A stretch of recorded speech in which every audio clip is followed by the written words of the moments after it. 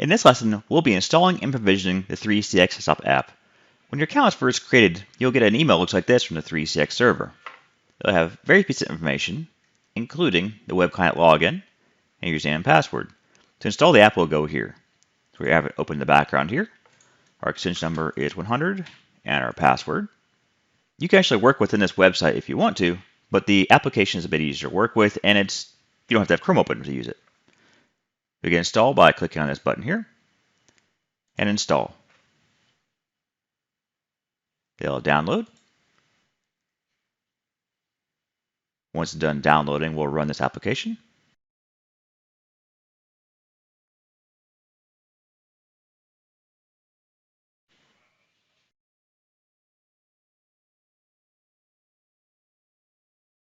Once it's done installing, you want to go to the Start menu and open the program. It'll come up looking like this. And to provision it, we just click on this link right here.